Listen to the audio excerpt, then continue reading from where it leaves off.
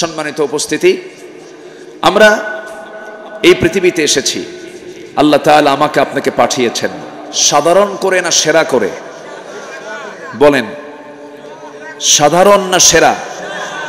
সৃষ্টির সেরা করে আল্লাহ তাআলা আমাকে আপনাকে এই দুনিয়াতে পাঠিয়েছেন। আল্লাহ তাআলা এই দুনিয়াতে শক্তিশালী আমার চেয়ে বহু প্রাণী আল্লাহ তাআলা এই পৃথিবীতে সৃষ্টি করেছেন।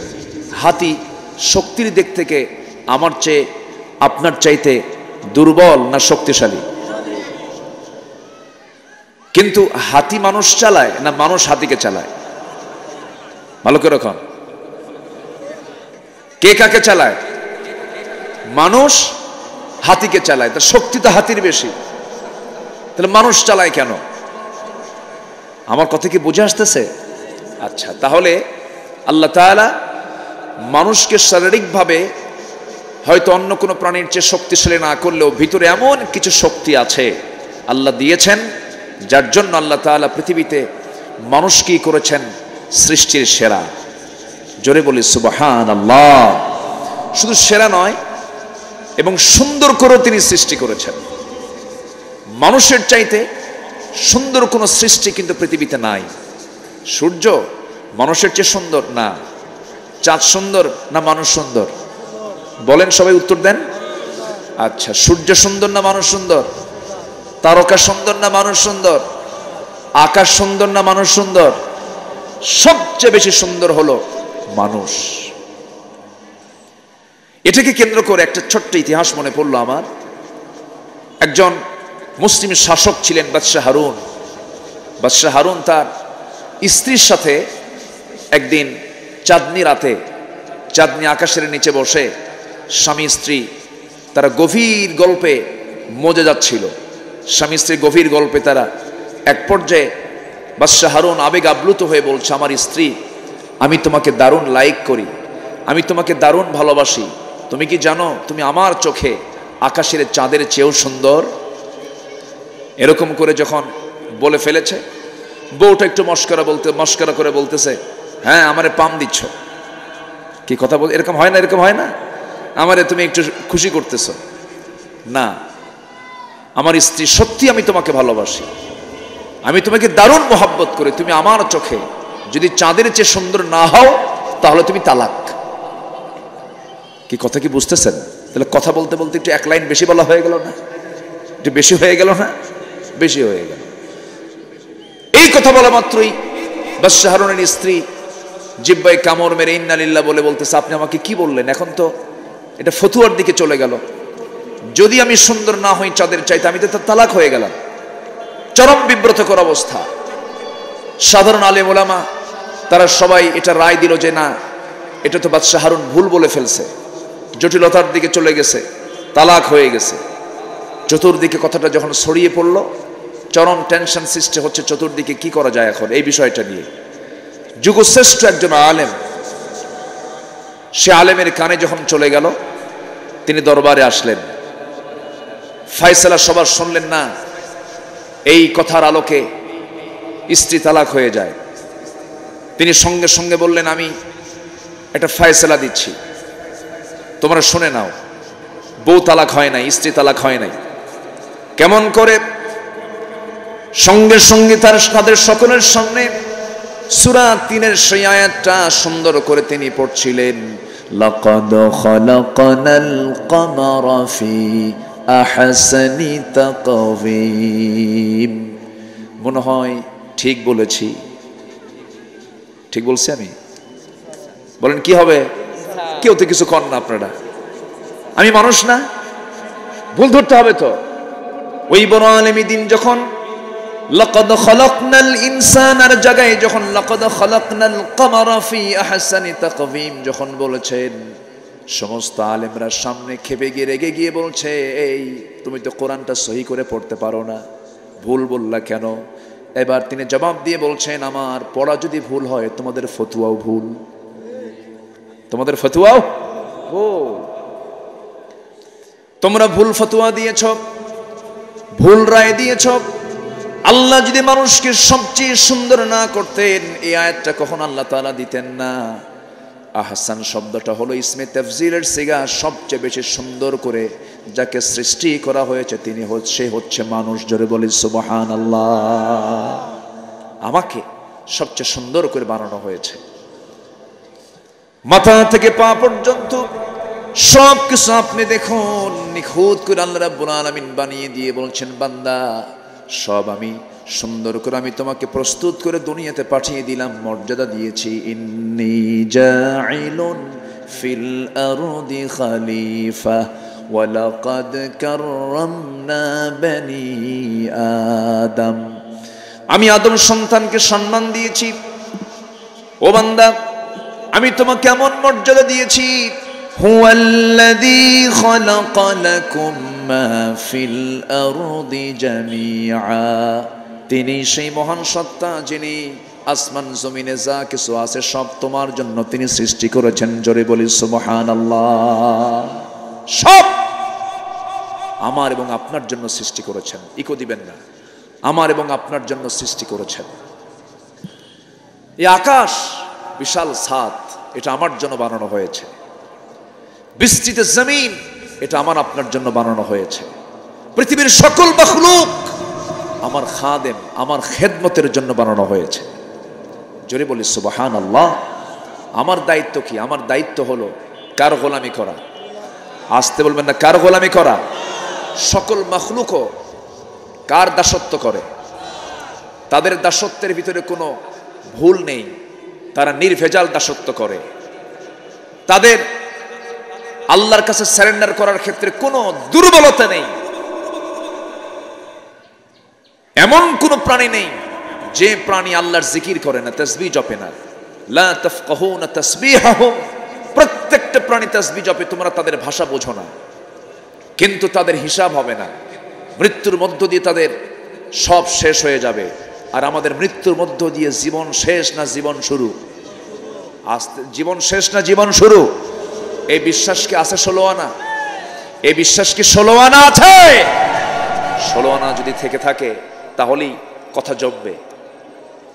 16 আনা যদি এই কথা যদি না মনে থাকে যে না মরার পরে জীবন শুরু নাই, তাহলে তাদের কানে কোরআনটা ঢুকবে না। তাদের মুখ থেকে বের হয় মানুষ আগে বানর ছিল। কথা বোঝেন নাই? মানুষ আগে কি ছিল? বানর ছিল। তাদের মুখ থেকে এগুলো বের হয়। সম্মানিত ভাইয়েরা, এই কোরআন আল্লাহ তাআলা আমাকে আপনাকে দিয়েছেন না জানার জন্য না জানার জন্য? না জানার জন্য না জানার জন্য? জানার জন্য দিয়েছেন কোরআন। আমি যদি না জানি তাহলে মামলা খেতে হবে। কি খেতে হবে? কোথায় মামলা খাবো বলেন? বলেন কোথায় মামলা খাবো? না, আল্লাহর আদালতে তো আছেই, কিন্তু মামলাটা কে করবে, তার বাদীকে, আসামিকে একটু জানা দরকার আছে না? এই দুনিয়ার যশোর কোর্টে কিন্তু মামলা না। এই মামলা হবে খুব হার্ড মামলা। দুনিয়ার মামলার রায় তো বিচারক দেয়, কিন্তু ওই মামলার রায় দেবেন কে? আসতে বলবেন না, কে দিবেন? আল্লাহ দিবেন। কিন্তু মামলার বাদী হবেন হলো যে নবীকে আমরা দয়ার সাগর বলি, যে নবীকে আমরা দয়ার নবী বলি, যে নবীজি আমাকে দারুণ ভালোবাসেন, আমিও রাসূলকে ভালোবাসতে হবে, আমারও দায়িত্ব এটা। কিন্তু আমার নবীজি সেই দিনে এত বড় দয়ার সাগর নবীজি, আমি তার উম্মত, কিন্তু আমি যদি কোরআনটা যদি না জানি না শিখি, সেই রাসূল আমার আপনার বিরুদ্ধে তিনি মামলা দেবেন, আল্লাহর আদালতে তিনি বাদী হবেন। সেই দিন কি বলবেন তিনি? ক্বালার রাসূল ইয়া রাব্বি ইন্না কওমি ইত্তাখাযু হাযাল কুরআনা মাহজুরা। সূরাতুল ফুরকান আয়াত নম্বর 30। আল্লাহ রাসূল সেই দিন বলবেন, আল্লাহ এই সমস্ত লোকেরা কোরআনটাকে পরিত্যক্ত করে রেখেছে, এদেরকে আমি মামলা দিলাম, তুমি আল্লাহ এর মামলার রায়টা দিয়ে দাও। কোন সমস্ত লোকের বিরুদ্ধে মামলা হবে? যে সকল নেতা কোরআন দিয়ে রাষ্ট্র চালায় নাই। কেউ তো কোনো আওয়াজ দেন না। কোরআন দিয়ে কি চালায় নাই? রাষ্ট্র চালায় নাই। তাহলে নেতার কি বিপদ আছে না নাই? এখন তো নেতা হতে বেশি যোগ্যতা লাগে না, এখন নেতা হতে লাগে হলো পেট মোটামুটি মাশাআল্লাহ 9-10 মাসের মতো হতে হবে, আর মোষটা হতে হবে হাইব্রিড জাতের মোষ, 2-2.5 ইঞ্চি মোটা, এই দুটো যোগ্যতা থাকলেই বাস সে নেতা হয়ে গেল। কিন্তু নেতার বৈশিষ্ট্য তো এটা নয়। নেতার বৈশিষ্ট্য যদি আমরা যদি খুঁজে বের করতে চাই, বৈশিষ্ট্য খুঁজে পাবো হলো মুহাম্মদ সাল্লাল্লাহু আলাইহি ওয়াসাল্লামের মাঝে। আমি আলোচনার মাঝে একটু বলার চেষ্টা করব, দিনের বেলা তো যতটুকু পারা যায় আমি যে সাবজেক্টটা ধরেছি আমি ফিনিশিং দেওয়ার চেষ্টা করব। আমি দীর্ঘ 24-25 বছর যাবৎ কোরআনের কথা বলি। আমি যতটুকু পারি কোরআন এবং হাদিসকে সামনে রেখে বলার চেষ্টা করি, কাউকে খুশি করার জন্য বলতে চাই না। আমার কথায় অনেকের গায়ে লেগে যেতে পারে। ইতিমধ্যে একটা কথা আমি বলেই ফেলেছি, যে সকল নেতা কোরআন দিয়ে সমাজ রাষ্ট্র চালায় নাই তার বিরুদ্ধে মামলা হবে। মামলার বাদী হচ্ছেন মুহাম্মদ সাল্লাল্লাহু। আদালতে, কার আদালতে? আসতে বলবেন না, কার আদালতে? আল্লাহর আদালতে। নাম্বার 2 হলো যে সকল প্রতিষ্ঠান প্রধান যারা তাদের ছাত্র ছাত্রীদেরকে কোরআন শিক্ষা দেয় নাই, স্কুলের টিচার হয়েছেন, শিক্ষক হয়েছেন, কলেজের টিচার হয়েছেন, শিক্ষক হয়েছেন, দুনিয়ার সকল জ্ঞান দিয়েছেন, কিন্তু কোরআনটা শেখান নাই, মামলা হবে কিনা বলেন? মামলা হয়ে যাবে। কারণ আপনার সামনে আপনি দায়িত্ব পেয়েছেন, সেই দায়িত্বটা আপনি পালন করেন নাই। এই জন্য আপনি শিক্ষক, এত বড় মর্যাদা হওয়ার পর আপনি মহান শিক্ষক, আপনার নামে মামলা দিবেন। মহান শিক্ষক হচ্ছেন মুহাম্মদ সাল্লাল্লাহু আলাইহি ওয়াসাল্লাম।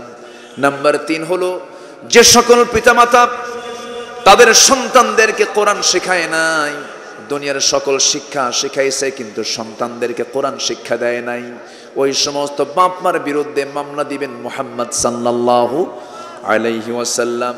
যে সকল মানুষ স্বেচ্ছায় কোরআন শেখা এবং অনুসরণ থেকে যারা নিজেকে দূরে রেখেছে, ইচ্ছা করে কোরআনটা পড়ে নাই, এমন লোক তো আমার দেশে নাই। আসতে বলে বুড়ো চাচার বয়স 60 বছর, 60 বছর বয়স হয়ে গেছে। যখন বুড়ো চাচাকে বলি, চাচা নামাজ পড়তে তো সহি তেলাওয়াত লাগে, কোরআনটা সুন্দর করে পড়েন, কোরআনটা সুন্দর করে আয়ত্ত করার চেষ্টা করেন। বাবা বুড়ো হয়ে গেছি, দাঁতগুলো পড়ে গেছে, মুখেই আসে না। কিন্তু চাচাকে যখন বলা হয়, চাচা কেশবপুর পৌরসভার সামনে যে একটা জমি আছে, আপনার জমির দাগ নাম্বার কত? 83। হ্যাঁ, তা ঠিক আছে, হ্যাঁ তা ঠিক আছে, 83 নম্বর দাগ ঠিক আছে। চাচা প্রত্যেক সপ্তাহে যশোর কোর্টে চলে যান, সপ্তাহে 2 দিন কোর্টের বারান্দা দিয়া বড় বড় ফাইল নিয়ে তিনি ঘুরে বেড়ান। যখন তাকে বলা হয়, চাচা আপনি কোর্টের বারান্দায় বুড়া মানুষ ফাইল নিয়ে ঘুরতেছেন কেন?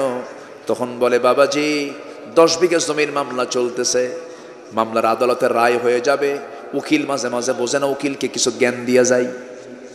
তাহলে উকিলকে জ্ঞান দেওয়ার বুদ্ধিও আছে, দাগ নাম্বারও মুখস্থ আছে, RS নাম্বার মুখস্থ আছে, খতিয়ান নাম্বার মুখস্থ আছে, সব বোঝে, চাচা কোরআন বোঝে না। আমার কথা কি বুঝতেছেন? মামলা দেবেন কে?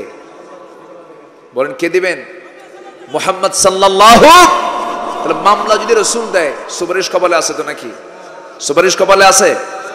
আমি কিন্তু একটু হতাশজনিত কথা বলছি, আমি কিন্তু হতাশজনিত হওয়া যাবে না, হতাশ হওয়া যাবে না, আমাকে ঘুরে দাঁড়াতে হবে, শিখতে হবে।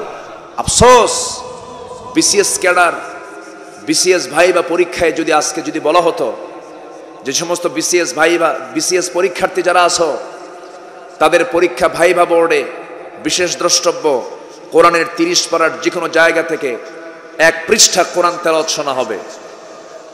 যদি এই জাতীয় যদি কোনো কন্ডিশন দেওয়া হতো, দেশে কোনো কোরআন পড়া ছাড়া লোক থাকতো? আসতে বলে, কোরআন পড়া ছাড়া লোক থাকতো? বরং তা না করে প্রশ্ন করে কি জানেন? প্রশ্ন করে হলো বিশ্বকাপ ICC ক্রিকেটে কোন ক্রিকেটার সবচাইতে বেশি উইকেট পাইছে, এটা হলো প্রশ্ন। এটা তো জান্নাতে যাওয়ার খুব বড় কোশ্চেন না এটা? এই হলো অবস্থা। আমার দিকে তাকান, একটু কান লাগাবেন, মনোযোগ দিয়ে একটু শোনার চেষ্টা করবেন, তাহলে মামলা থেকে বাঁচার জন্য আমাদের চেষ্টা করার দরকার আছে না নাই? বলেন আছে না নাই? আবার আল্লাহ তাআলা আরেক জায়গায় বলছেন, যারা আমার জিকির থেকে, যারা আমার কোরআন থেকে যারা নিজেকে দূরে রাখবে, গুটিয়ে রাখবে। ওয়ামান আ'রাদা আন যিকরি ফাইন্না লাহু মাঈশাতান দানকা ওয়া নাহশুরুহু ইয়াওমাল কিয়ামাতি আ'মা ক্বালা রাব্বি লিমা হাশারতানি আ'মা ওয়া ক্বাদ কুনতু বাসীরা। সেই দিন আল্লাহ বলছেন, যে বান্দা এই দুনিয়াতে আমার কোরআন থেকে, আমার জিকির থেকে যে নিজেকে গুটিয়ে রাখবে, আমি হাসরের ময়দানে আমি তাকে অন্ধ করে তুলবো। কি করে তুলবো? অন্ধ করে তুলবো। যার চোখ থাকবে না সেদিন ওই বান্দা বলবে, আল্লাহ আজকে আমি অন্ধ কেন? আমার তো চোখ ছিল। আল্লাহ বলবেন, এই জন্য তুই আজকে অন্ধ হয়ে উঠছিস, কারণ আমি তোকে কোরআন দিয়েছিলাম, তুই কোরআনটা পড়িস নাই, তুই আমাকে ভুলে গিয়েছিস, এই জন্য আজকে আমি তোকে ভুলে গেলাম। আল্লাহ যদি ভুলে যান, আর কোন উপায় আছে? আসতে বলেন, আর কোন উপায় আছে? সব শেখার আগে আমরা কি শিখে নেব বলেন? কি শিখে নেব? ঈমান আমার আছে না নাই এটা বোঝা যাবে কি পড়লে? কোরআন পড়লে। নিজের ঈমানকে নিজে যাচাই করতে হবে, নিজেকে বুঝে শুনে ঈমানকে ঠিকঠাক করে নিতে হবে। হিন্দু তার ব্রাহ্মণের কাছে গেলে তার হয়তোবা সবকিছু হয়ে যায়। সাধারণ খ্রিস্টান পাদ্রীর কাছে গেলে সবকিছু হয়তোবা হয়ে যায়। পাদ্রী জানলে সব জানা হয়, ব্রাহ্মণ জানলে সব জানা হয়ে যায়। কিন্তু মুসলমানের ক্ষেত্রে তা নয়। মুসলমানের ঈমানকে টিকে রাখার জন্য প্রত্যেক মুসলমানকে কোরআনের জ্ঞান জানার দরকার আছে না নাই? আছে। এটা জরুরি, এটা প্রয়োজন, আমরা শিখবো। জোরে বলি ইনশাআল্লাহ। একটা ছেলেকে দাস্তারবন্দি দেওয়া হলো না? কই ছেলেটা কোথায়? 30 পারা কোরআন সিনার মধ্যে তুলে নিয়েছে। বলেন আলহামদুলিল্লাহ। জোরে বলেন আলহামদুলিল্লাহ। আমার দেশের হাফেজরা গোটা পৃথিবীর হাফেজকে হারায় দেয়। গোটা পৃথিবীতে সবচেয়ে বেশি হাফেজ যে দেশ, সে দেশ কোন দেশ বলেন? বাংলাদেশ। একটা ছেলে বিশাল পুরস্কার ছিনিয়ে এনেছে, রাষ্ট্র তাকে রাষ্ট্রের সম্বর্ধনা দিয়েছে। এটা ভালো দিক, এটা প্রশংসার দিক। গভর্নমেন্ট একটা হাফেজের সম্মানের দিকে তাকিয়ে তাকে রাষ্ট্রীয় সম্বর্ধনা দিয়েছে, এটা ভালো দিক। কেন দেওয়া হলো? নাস্তিক পাড়ার কিছু নাস্তিকদের গায়ের চুলকানি শুরু হয়েছে। ওরা বলে এটা কেন করা হলো? হাফেজ হওয়া কি কোনো যোগ্যতা হলো? হাফেজ হওয়া নাকি কোনো যোগ্যতা না। 30 পারা কোরআন মুখস্থ করা নাকি কোনো যোগ্যতা না। তোর 14 গোষ্ঠী নিয়ে আয়, ঠিক কি না? এদেরকে থাপ্পড়ায় সোজা করা দরকার। এই বেয়াদব গোষ্ঠী আছে না নাই? আসতে বলবেন না, আছে না নাই? তসলিমা নাসরিন কয়েকদিন আগে সে তার স্ট্যাটাসে বলেছে, তোমাদের নবী মুহাম্মাদের মদিনার কবরে তার সমস্ত চামড়া মাটি, তার চামড়া, চোখ, গা পা সব গলে পচে গলে শেষ হয়ে গেছে তোমাদের মুহাম্মদ। যেরকম নাউজুবিল্লাহ। এই জাতীয় কথাগুলো বলা হয়, ওই তসলিমার প্রেতাত্মারাই হাফেজদের মূল্যায়ন নিয়ে প্রশ্ন তোলে, ঠিক কিনা? এই ঘাপটি মারা কিছু বদমাইশদের মোকাবেলা করার দরকার আছে না নাই? যে ইমানদার এই সমস্ত জালিম মুনাফিক ফাসিকদের মোকাবেলায় সচেষ্ট হয় না, তার ঈমান এখন আনা হয় নাই। ওই জালিমদের মোকাবেলা করতে গিয়ে সবাই রাজি আছেন? রাজি আছেন কার একটা হাত উঁচু করে দেখেন না ভাই।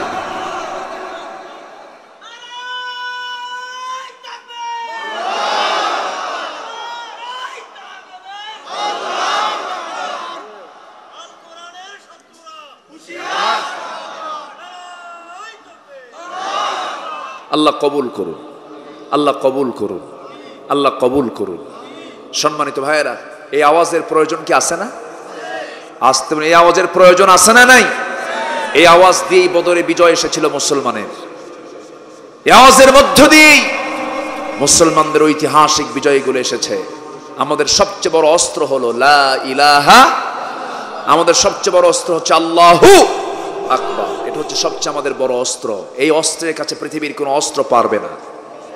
জোরে বলি ইনশাআল্লাহ, আরো জোরে বলি ইনশাআল্লাহ। সম্মানিত ভাইয়েরা, আমি যেখান থেকে কথা বলেছি, আয়াত দিয়ে শুরু করেছি, তেলাওয়াত দিয়ে শুরু করেছি, সেখানে আল্লাহ তাআলা বলছেন 4টা কাজ করো, আমি তোমাকে মুমিনের সার্টিফিকেট দিয়ে দেব। যেরকম সুবহানাল্লাহ।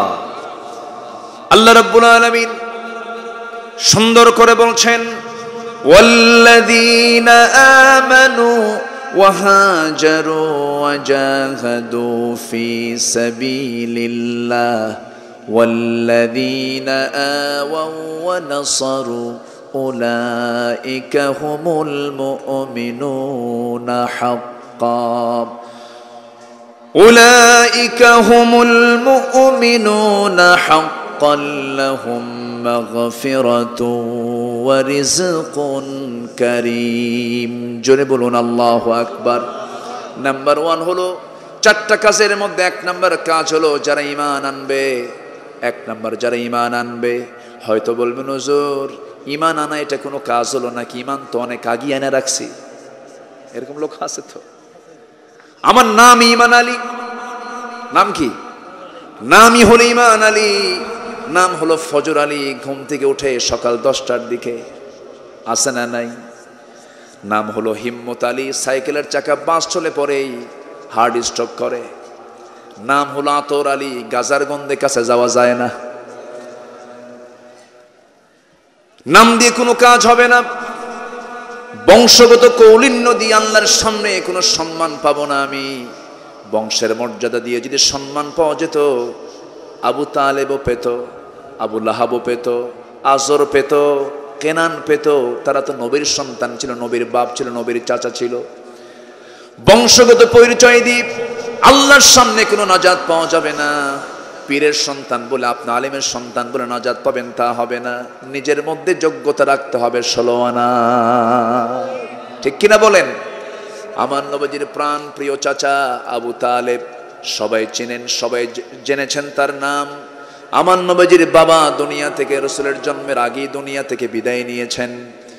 আবু তালেবের মতো মানুষ নবীকে ব্যবসা শিখিয়েছেন, নবীজিকে বিয়ে শাদী করিয়েছেন, নবীজির জন্য জেল পর্যন্ত খেটেছেন। 3.5 বছর পর্যন্ত শিবে আবু তালেবে বয়কটে তিনি থেকেছেন।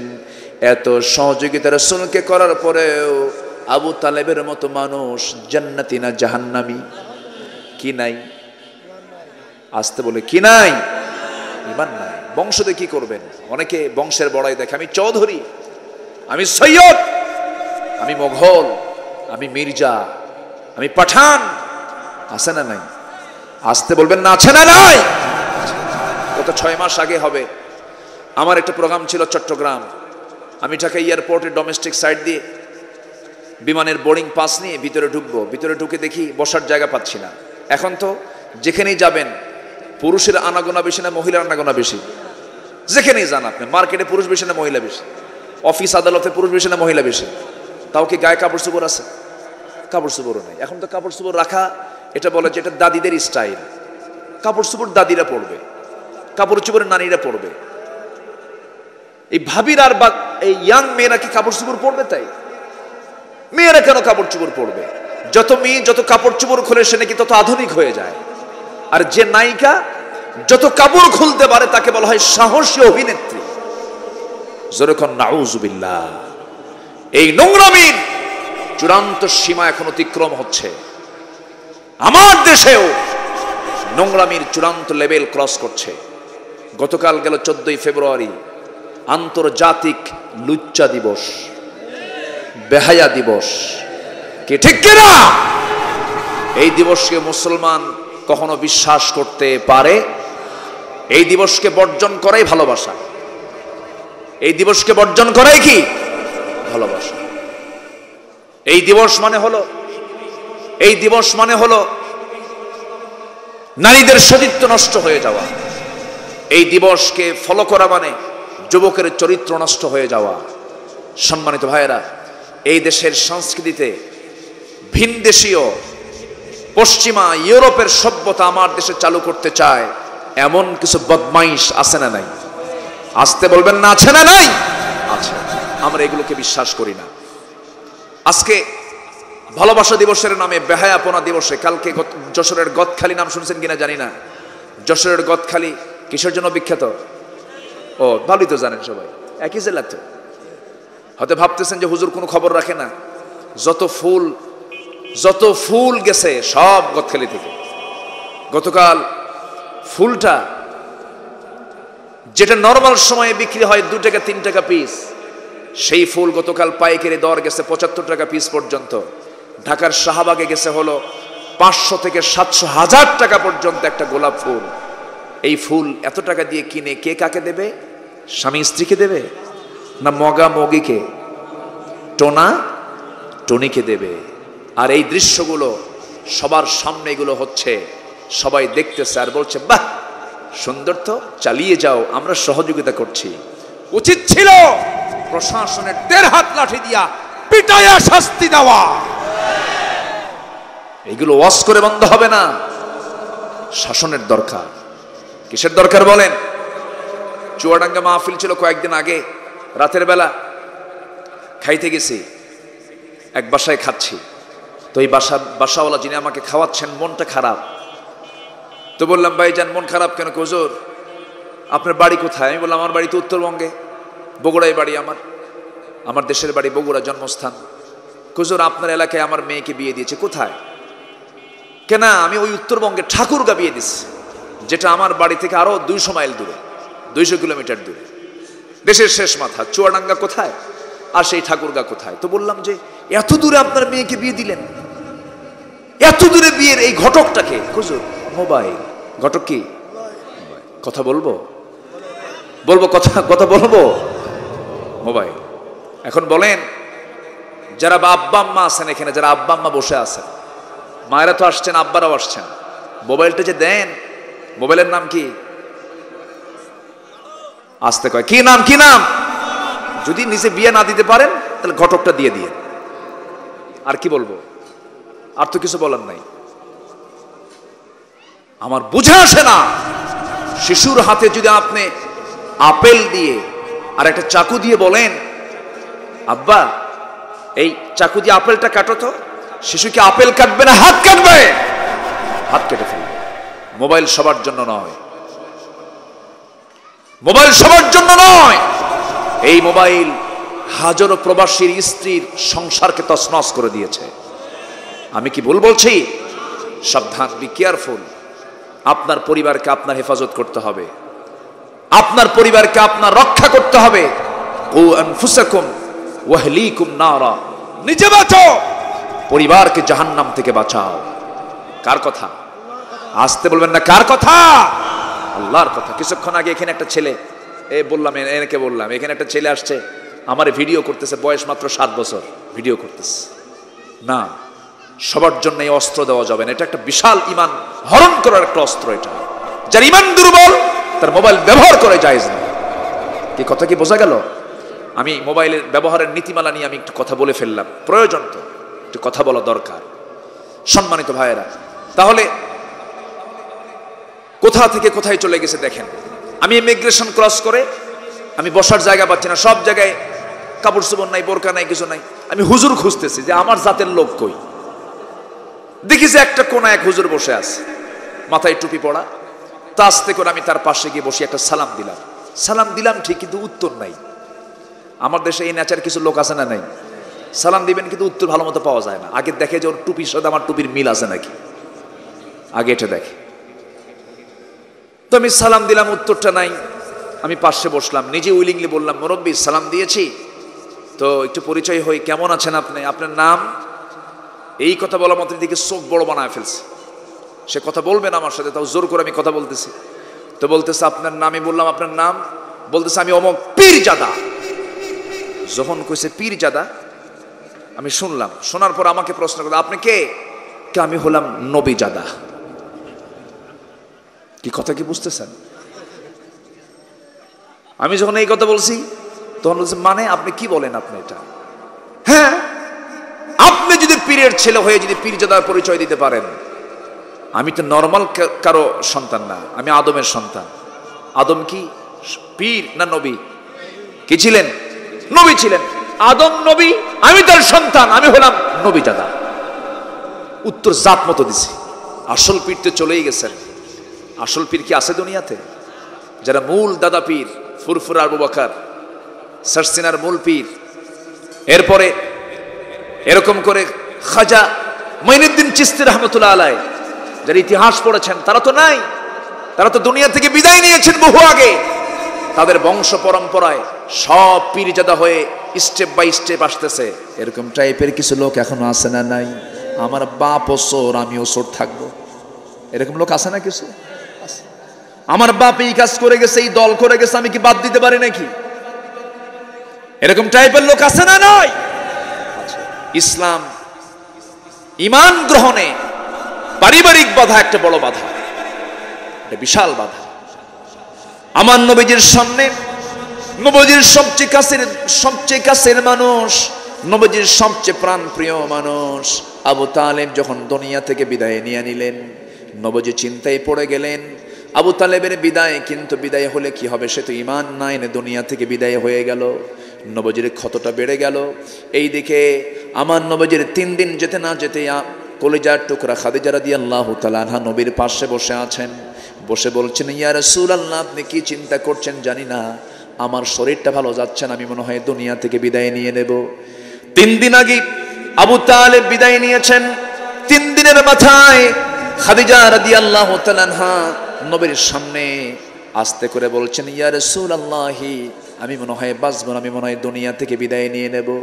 যদি কোনো গোশতাকি হয়ে যায়, যদি কোনো বেয়াদবি হয়ে যায়, আপনি আমাকে মাফ করে দিবেন। আমার নবীজি বলছেন, ও খাদিজা, তুমি কি বলছো, কি হচ্ছে, আমি তো কিছু বুঝতে পারছি না।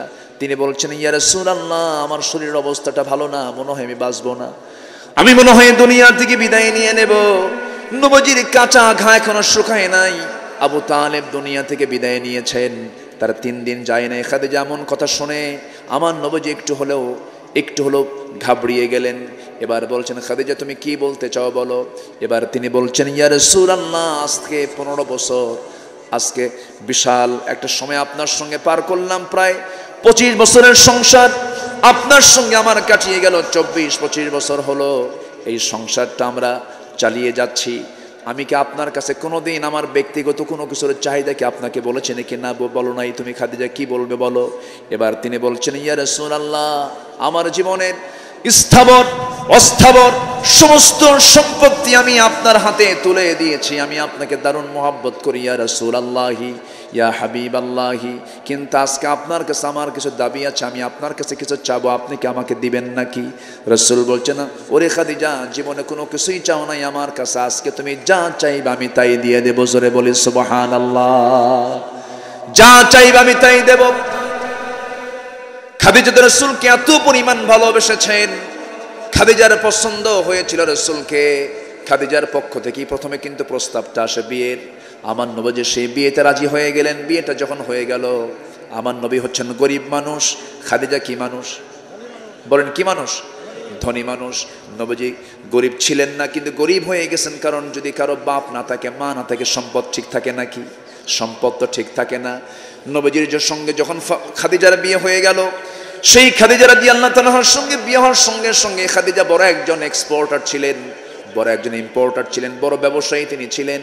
ওই মক্কার ধনকুবের ধনীরা সব সমালোচনার ঝড় সৃষ্টি করে দিল। খাদিজা খুয়াইলিদের কন্যা হয়ে এমন একজন গরিব মানুষকে সে স্বামী হিসেবে গ্রহণ করলো। মক্কাইতে বহু ধনী ছিল। সঙ্গে সঙ্গে খাদিজার কানে যখন সংবাদগুলো চলে গেল, সেই সময় তিনি কি করলেন? সমস্ত ধনীদেরকে একসঙ্গে ডাকলেন। মদিনার মক্কার সবচেয়ে ধনী মহিলা কে ছিলেন? খাদিজা ছিলেন। সবাইকে তিনি ডাকলেন, ধনী হয়ে সমস্ত ধনীদেরকে ডাকলেন। ডাকার পরে বলছেন, আমার যে বিয়ে হয়েছে মুহাম্মদ বিন আব্দুল্লাহর সাথে, তোমাদের এই ব্যাপারে মন্তব্য কি? কেউ বলার সাহস পায় না, কারণ ধনী মানুষ খাদিজা। সবাই বলতেছে, খাদিজা, আমরা তোমার ব্যাপারে শুধু একটু পরামর্শ দেব। কি পরামর্শ? এত ধনী মানুষ তুমি, তোমার জন্য এমন স্বামী, এমন গরিব মানুষ, এমন স্বামী তোমার গ্রহণ করার কি দরকার ছিল? খাদিজা বলছেন, আমি জানি তোমরা আমাকে এমন প্রশ্ন করবে, তোমরা আমাকে একটা প্রশ্ন করেছো, আমি তোমাদেরকে 4টা প্রশ্ন করব। নাম্বার 1 প্রশ্ন হলো আমার স্বামীর ব্যাপারে। নাম্বার 1 প্রশ্ন করতে চাই, আমার স্বামী মুহাম্মদ বিন আব্দুল্লাহ, তার বংশটা কেমন? সেরা বংশ। তার চরিত্র কেমন? সেরা চরিত্র। তার চেহারা কেমন? এমন চেহারা দুনিয়ার বুকে আমরা কাউকে দ্বিতীয় দেখি নাই। তাহলে আমার স্বামীর বংশ শ্রেষ্ঠ বংশ, আমার স্বামীর চেহারা সুন্দর, আমার স্বামীর চরিত্র সুন্দর, 3টাই সুন্দর। নাম্বার 4 হলো আমার স্বামীর ফিনান্সিয়াল অর্থনৈতিক অবস্থা কেমন। এই জন্যই তো আমরা মানা করেছিলাম, সে গরিব মানুষ। এবার খাদিজা বলছেন, শোনো, টাকা দিয়ে বংশ কেনা যায় না, টাকা দিয়ে চরিত্র কেনা যায় না, টাকা দিয়ে সৌন্দর্য কেনা যায় না। যেই টাকার কথা, যে সম্পদের কথা তোমরা বলতেছো, আমার স্বামীর বংশ ভালো, চরিত্র ভালো, চেহারাও সুন্দর, সব যৌথ মিলে গেছে সুন্দর, একটা শুধু ঘাটতি আছে, টাকা পয়সা নাই।